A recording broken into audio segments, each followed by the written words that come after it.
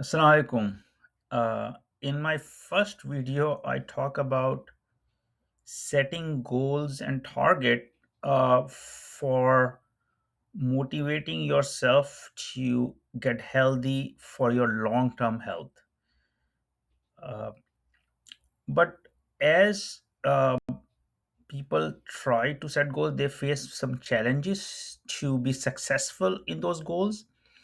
And in this video, I want to talk about identifying some of those challenges and how to overcome them. So, the first one is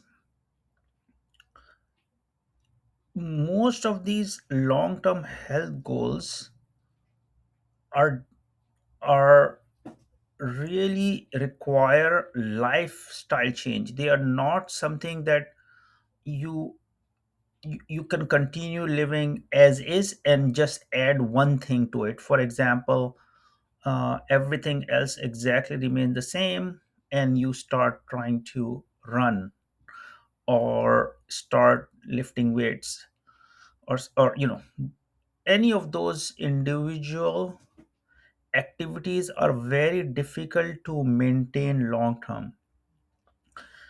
uh, and the reason is it's unless you change your lifestyle, like these are possible if they become part of your like regular habits, and building those regular habits without without actual your change in lifestyle is very difficult long term. You might be motivated short term, but then as time progresses it becomes very challenging. So what I'm trying to highlight is to be successful in achieving any goals in the long term, you want to um, you want to have a very clear understanding of why you're doing it.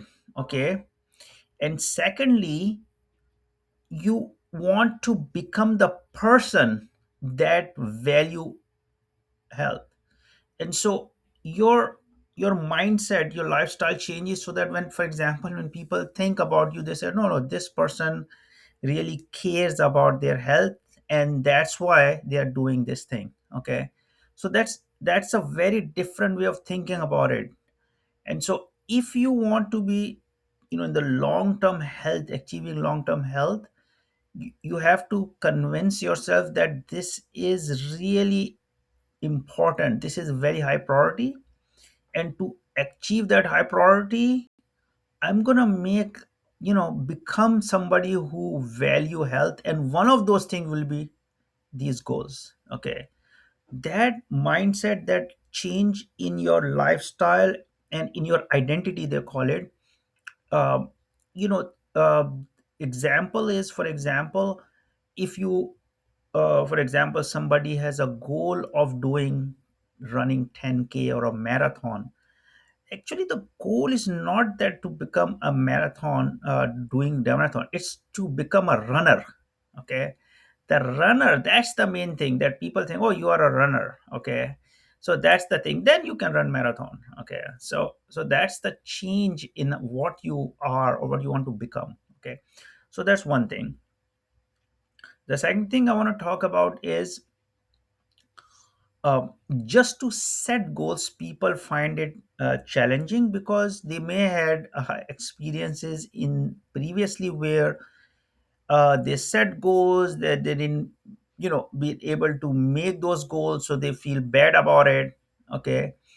The other thing is, when you set goal, it's like making a promise and you feel like burden. Oh, I have to now do this thing, and you feel a lot of pressure on you. Okay.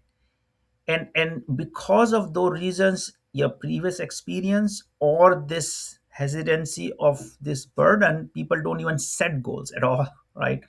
So how to overcome this resistance of just starting to set goals, and what I doing myself this year is, I, instead of setting these goals, what I have set for myself is aspirations. or you can say desired goals. And they're not promised, there is something that you want to desire, that's the desired state. Okay, that's what you desire to do. And at least by you know saying in this way, or telling yourself that these are your aspirations, your desires, it becomes easier to try to achieve those things, at least get started with writing those downs. Okay, so that's what I did this year myself, is to write my 2026 aspirations. And I want to share a couple of aspirations that I have, because not because I did it, but because they may give you some insights. So one of the aspirations I have for 2026, I'll start with the quick one. One is to create these videos at least 5 times a week. Okay, just short videos, whatever I can come up with. And that's why I'm creating this video, is to meet my aspirations for 2026. So the second one I have is to do like 10 opposite things from what I intuitively want to do, or in automatic way I want to do something, but I want to do opposite of that every day for 10 times. Okay, so what does that mean? So many times as you're doing something, you can feel a very faint voice in your head telling you, no, this is the right thing to do, but usually that is a harder thing to do, and you do the easy way. Okay, but although that very very faint voice is telling you to do the other way around, okay, and then you typically ignore it, right? And that continues, it's very difficult to overcome this inertia, or this automatic thing that we do all the time. And so how do you build your muscle of overcoming these things, especially at the very important times? But so to build that muscle and listen to that very faint voice that tells you to do the right thing, you just build into these things throughout the day, small things, you do it opposite. And where it really matters, you will with time, you will be able to do the right thing, even though it's the harder thing to do. So just a way of, I mean, I've heard a very famous scientist, he does it, and it really helps him, be more disciplined in more difficult things by building this habit of just doing the opposite. So I'll just give you one example. What I did today was, normally when when you take shower, I mean, myself also, you stay outside the water until it gets warm, and then you step in the water, and then you take your shower. But I thought, well, I mean, it's really good to directly experience cold shower, and then all that water initially get wasted. So let me do the opposite and just stand in the water when it starts, and then after a few seconds it's gonna get warm anyway. So the first, it will feel initially cold. And the reason, other experience I had when doing was, this feeling of very cold happens only for the first few seconds. It does not continue like this for the next 30-40 seconds. Your body very quickly acclimate to that cold water. It doesn't feel that cold after just a few seconds, and then of course the water gets hot. And but the main thing was to do something opposite of what I at that time was feeling. And throughout the day, I have these different options.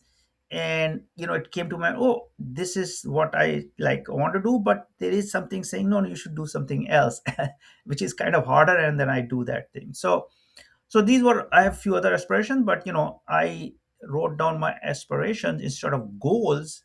It just makes it easier for me to say, okay, this is my desired state. And as time progresses, they may become goals, but I start with my 2026 aspirations, and hopefully it will allow me to be successful. So that's what I want to share in this video. Thanks for your time.